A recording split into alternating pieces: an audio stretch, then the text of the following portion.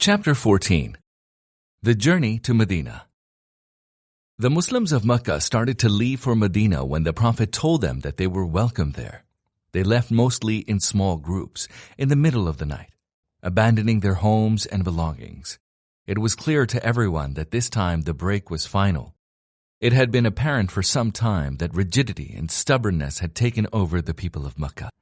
None of its leaders were prepared to look at the real issues with objectivity. Their immediate and narrow interests blinded them. They could see nothing else. In such circumstances, the exodus of the Muslims acquires an added significance. It was, as everybody realized, a physical separation of the two camps which would make the breakout of hostilities between them much easier. For this to happen in a tribal society such as Arabia was very significant. The exodus was indeed a declaration by the Muslims of Mecca that a new system of loyalties had been established, which placed the bond of faith over all else. This new system was fully endorsed and implemented in practice by the Muslims of Medina, who welcomed their immigrant brethren with open arms and shared with them their homes and their income. Every Muslim who arrived in Medina was immediately settled in a welcoming, brotherly home. The new arrivals helped to spread an air of delightful expectation among the Muslims in Medina, who by now formed a considerable section of its population. Chasing individual emigrants. The departure of Muslims from Mecca was soon obvious to the Quraysh leaders, despite the fact that, in the majority of cases, departures were made late at night when the whole city was fast asleep. Such an exodus, however, could not be concealed. Houses became uninhabited and familiar faces disappeared. The danger attendant upon such an exodus was soon apparent to the leaders of Mecca. They tried hard to prevent the Muslims from emigrating. Some of these Muslims were locked up by their own tribes. Others were chased into the desert. In one case at least, Abu Jahl chased Ayash ibn Rabi'a, his half-brother, right to Medina and, by a series of lies, tricked him into going back with him to see his mother. As they approached Mecca, Abu Jahl and his brother Al-Harith managed to deceive their half-brother, tie him up, and drag him back to Mecca, where he was forced to stay. An example which illustrates the attitudes of both camps is that of Suhaib. He was a former slave who proved his value in running his master's business, bought his freedom, and stayed on in Mecca as an ally of his former master's tribe. He soon became very rich.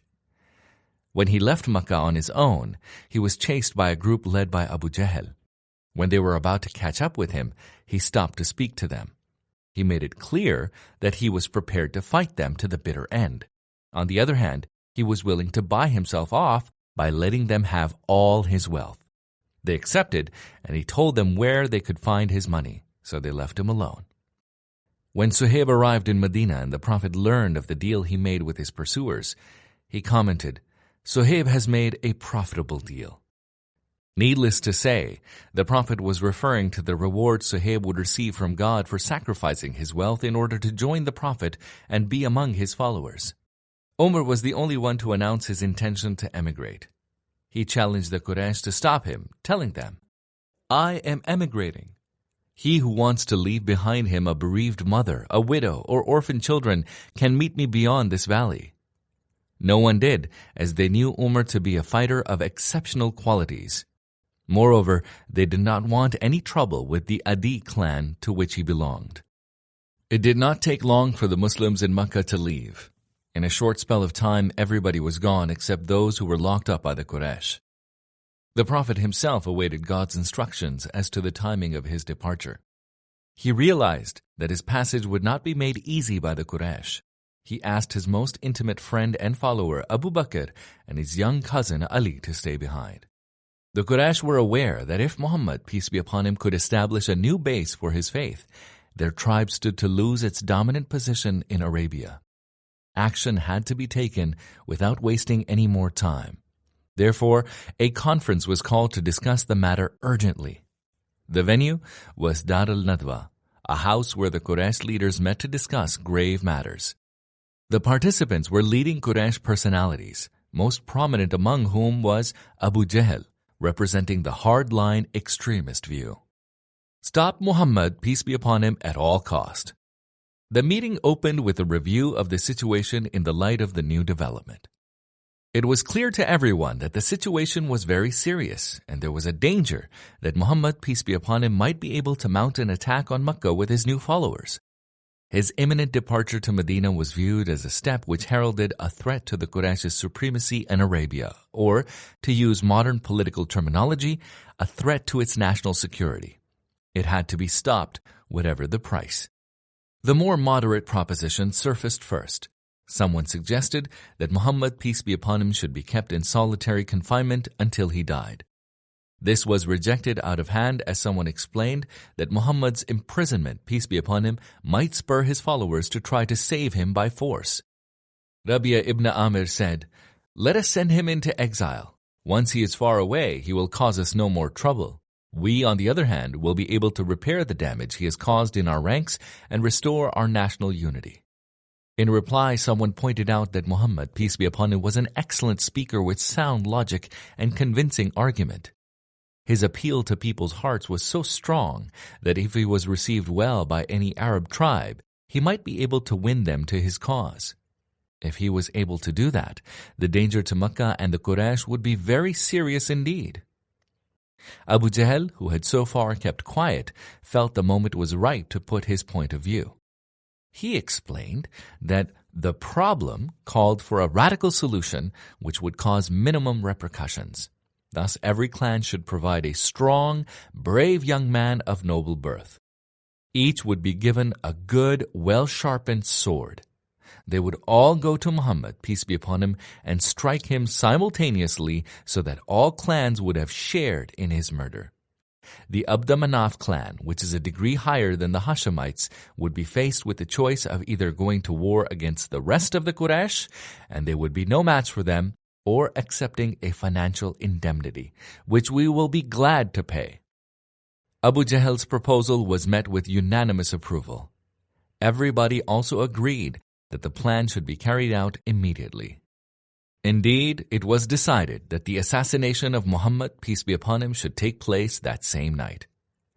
The leaders of Mecca left the meeting place to select their representatives in the collective murder.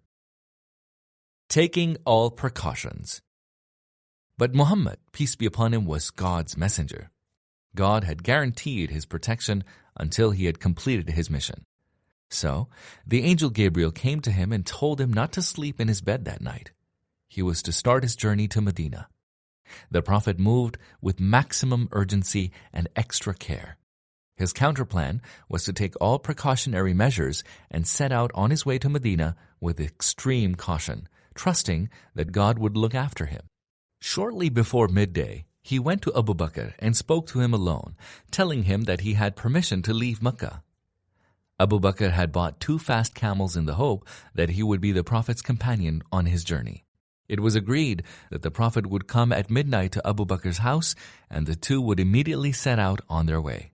The only other person to know of the Prophet's departure was his cousin Ali, who was one of the very first people to accept Islam when he was a boy of 10 or 12. Now a young man of 23, Ali was to sleep in the Prophet's bed so that the assassins would imagine that the Prophet was in bed. Ali's role involved a considerable measure of risk. The Prophet, however, assured him that he would come to no harm. As the would-be assassins took their positions, sleep overpowered them all. The Prophet came out and put some dust over all their heads. He then went straight to Abu Bakr, who had prepared the 2 camels for their journey. The Prophet insisted that he should pay for his camel. Abu Bakr tried to persuade him to consider it a gift from him. "This journey," the Prophet said, "is taken for the sake of God, and I like to spend my own money to cover my expenses so that I may reap the reward for what I spend." Although Medina is to the north of Mecca, the Prophet and his companion took a southerly direction. They headed towards a cave in one of the numerous mountains surrounding Mecca. There in the cave of Mount Thawr, they stayed for 3 days. The Prophet realized that the people of the Quraysh would be chasing him, so in a bid to outmaneuver them, he went south. Pursuit in the desert. Back at the Prophet's house, the would-be assassins were fast asleep when someone came to check on what they were supposed to do. Amazed at what he saw, he woke them up and said that the dust on their heads was a sign that Muhammad, peace be upon him, had managed to escape. They were incredulous. Looking through the door, they said, "Here is Muhammad, peace be upon him, in his bed." They then forced the door open and went in, only to receive the shock of their lives as they realized that the man lying in bed was Ali. They did not want to add to their problems by killing Ali, so the cry was raised that Muhammad, peace be upon him, had escaped. Hurried meetings were held. Everyone concerned was alarmed. Abu Jahl took command of the situation. Several groups of horsemen were dispatched to chase Muhammad, peace be upon him, and his companion. A prize of 100 camels was set for anyone who could bring Muhammad, peace be upon him, back dead or alive. The pursuers went in all directions. One group even went south, and they came very close to the cave. The Prophet and Abu Bakr settled safely in the cave of Mount Thawr. Abu Bakr had insisted that he should go in first to make sure there was no wild animal or snake there and that it was safe for the Prophet to go in. In the desert of Arabia, squads of pursuers were frantically searching for them. The Prophet's plan was an elaborate one. As soon as he arrived at the cave, he gave the 2 camels to Abdullah ibn Arkat, a guide they had hired, and told him to take them to Madinah using an unfamiliar route. Thus, the camels were not a burden to them in their 3 days of hiding in the cave. Amir ibn Fuhaira, Abu Bakr's servant and his shepherd, took his sheep for grazing during the day. As the sun declined, he went to the cave to give the Prophet and Abu Bakr their supply of milk and meat. Abu Bakr's own son, Abdullah, was given an important task to fulfill. He was their intelligence man, moving around in Mecca during the day, listening at meeting places before going to the cave as the evening approached, to keep his father and the Prophet informed of what was going on in Mecca. Abdullah then returned home, followed by the shepherd and his flock, so that no trace of his footsteps would remain. Ali, the Prophet's cousin, was also given the task of returning people's deposits which were given to the Prophet for safekeeping. Despite all the hostility of the people of Mecca to Muhammad, peace be upon him, and his message, they had no doubt whatsoever of his integrity and honesty. Anyone who had something precious would entrust it to Muhammad, peace be upon him, certain that he would find it safe whenever he wanted it. What is amazing in this situation is that they did not realize that a person of such honesty and integrity would not lie to God. Ali then was asked to return people's deposits. After 3 days in the cave, the Prophet and Abu Bakr were ready to resume their journey. Their guide, Abdullah ibn Arkat, brought them their camels, and Asma, Abu Bakr's daughter, brought them their supply of food. As she went to tie it to the saddle of her father's mount, she realized that she had forgotten to bring a string or a small piece of rope for the purpose. She therefore took off her belt and divided it into 2, using 1/2 to tie the food with. This action earned her the title of Dhat al-Nitaqain, or the lady with 2 belts. When everything was ready, the Prophet and his companion set off on their risky trip in the full knowledge that a very large prize, 100 camels, was set on their heads. We should note that although the Prophet was assured of God's help and protection, he took all the precautions necessary to evade his pursuers. He moved first in the direction opposite to that of his destination and spent the first 3 days, when the chase would be at its height, in hiding. He ensured a regular supply of food and a daily intelligence report. His selection of a guide was based on the guide's skill, experience, and honesty. Abdullah ibn Arkat was not a Muslim then. Full secrecy about his movements was maintained throughout.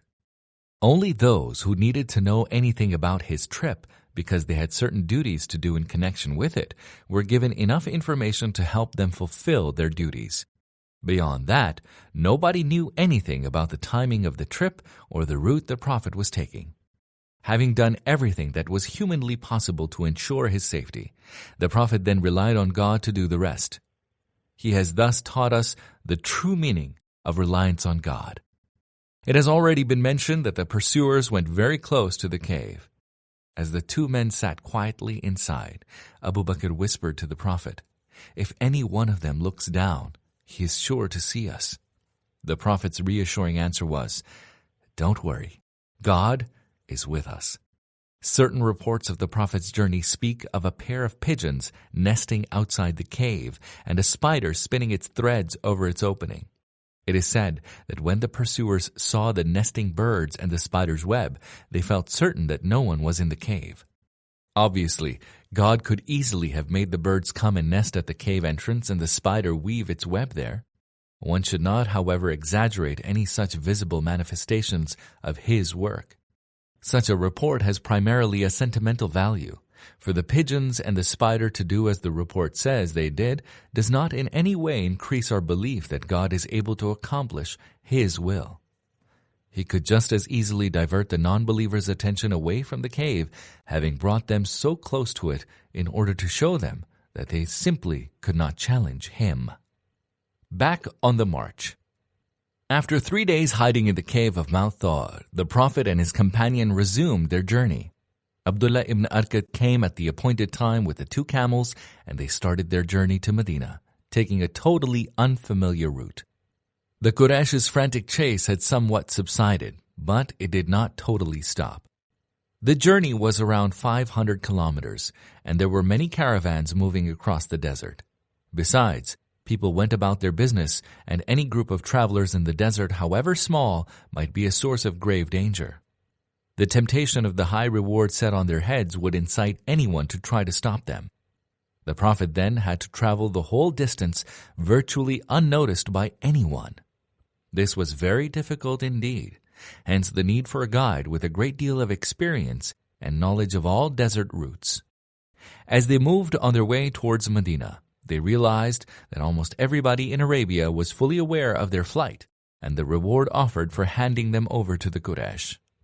The Quraysh made sure that all the tribes whose quarters lay on the route to Medina and all familiar resting places were informed of their wishes. Trying for the prize.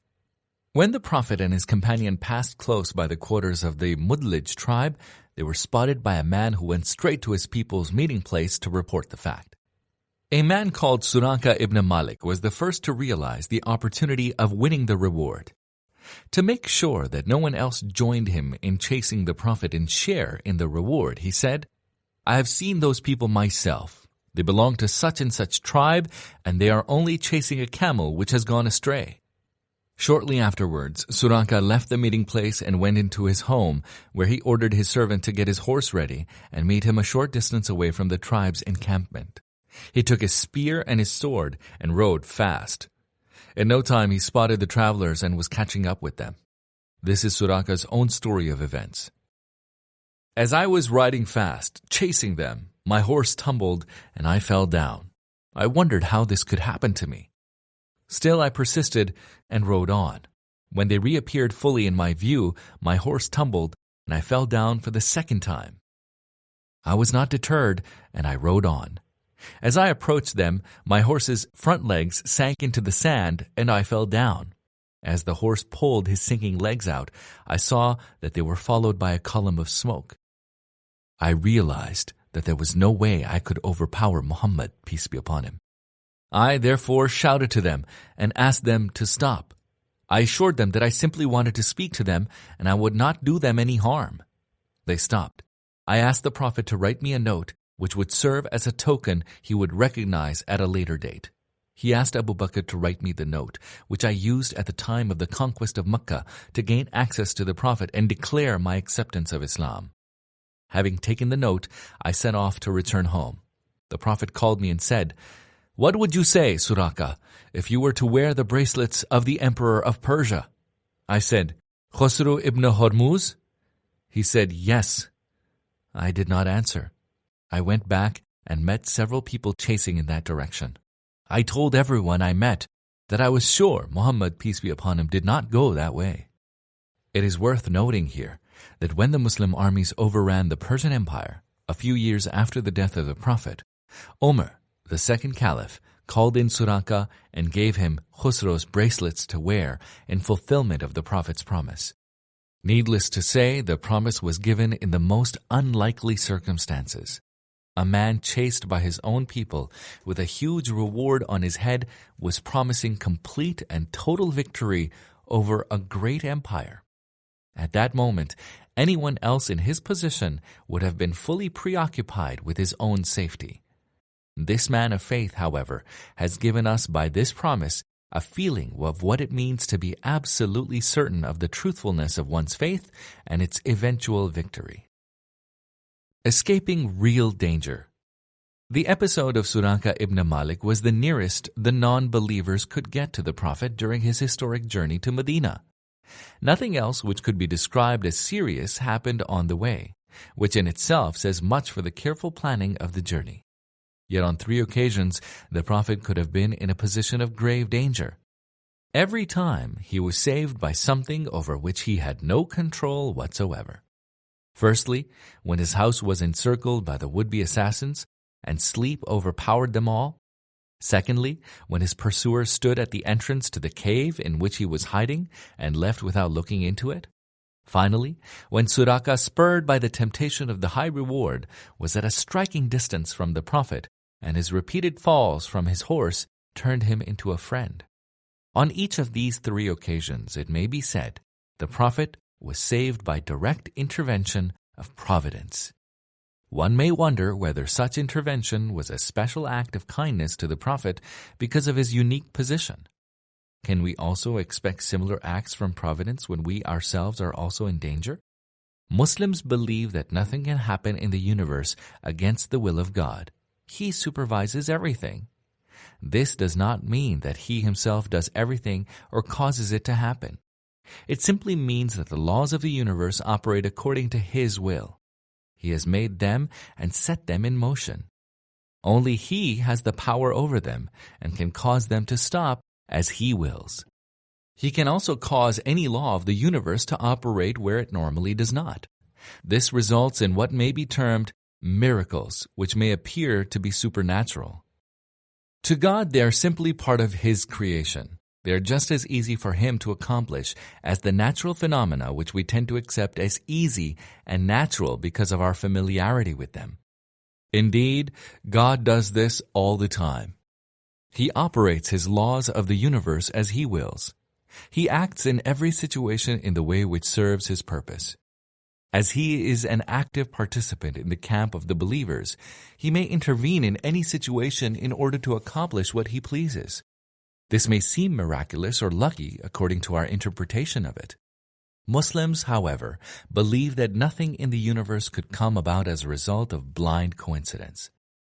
Such a term has no entry in the Muslim lexicon. Hence, the Prophet came out of each of those 3 situations of grave danger as a result of a deliberate act of intervention by God. The same could happen to anyone in a whole variety of situations. This does not mean that Muslims stop working and wait for God's intervention. One cannot expect a miraculous escape every time danger approaches. Such a fatalistic attitude has no Islamic sanction. One is indeed required to take in every situation all the measures which are necessary for the accomplishment of one's purpose. Once that has been done, one may add to it reliance on God and prayers to Him to make one's efforts fruitful. In his planning of his risky trip, the Prophet left nothing to chance. He planned it with meticulous care. He did all that was humanly possible to ensure his safety. When he had done all that, he moved with complete reliance on God and confidence that He would bless his efforts. This is the true Islamic attitude which has brought Muslims unparalleled success throughout history. Completing the journey. The Prophet continued his journey, stopping for a little while with Mabad, a Bedouin woman who camped somewhere on his way. She had no milk or food to offer. Her husband had taken their sheep to graze, leaving only one sheep, which was too weak to join the rest. Obviously, she did not have any milk. Times were very hard in that desert area. There were very few parts where animals could graze, hence few sheep produced any milk. Mabad expressed her deep regret that she had practically nothing to offer her guests. Having sought and received his hostess's consent, the Prophet wiped the dry breasts of the sheep and mentioned God's name. Milk came gushing out in abundance. Everyone drank his fill, and Mabad was left with a large quantity of milk before the travelers continued their journey. When the Prophet arrived at Quba, a village only a few miles from Medina. He was received well there and stopped for a few days. A mosque was built there, which was the first ever to be built in the Islamic era. To this day, it is visited by many pilgrims. At Medina, the believers were anxiously awaiting the arrival of the Prophet and his companion. Although he had not informed them of his departure or his expected date of arrival, they were aware that he was on his way. Indeed, all Arabia was aware of that, as may be deduced from various reports of varying degrees of authenticity. As they realized that the Prophet was soon to arrive in Medina, the believers started going out daily to the outskirts of the city, waiting for his arrival. They went out early with the first breath of morning and waited until midday, when they could no longer have any shelter from the burning sun. Warm reception at Medina. One day, when they were on their way home, after waiting the whole morning, a Jew, having climbed a tree in his orchard, noticed two people and a guide approaching. He shouted to the dispersing crowd, addressing them by a name the Jews used to refer to the people of Medina. "Children of Kayla, here comes your fortune." Everybody rushed back to welcome the Prophet. They chanted a song of welcome which is still chanted today by Muslims who wish to express their love of the Prophet.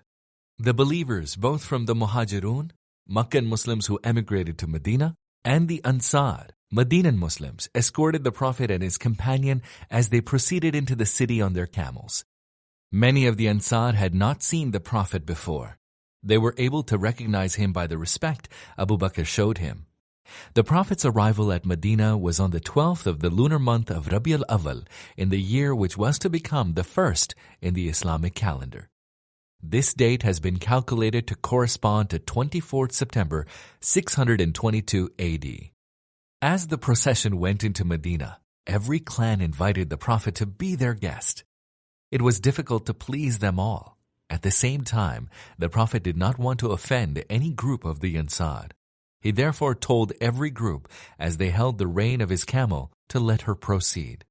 "She has her orders," he said. She continued to walk in the streets and alleys of Medina until she finally stopped near the home of Abu Ayyub, who immediately took the Prophet's luggage into his home, delighted that the Prophet had honored him by being his guest.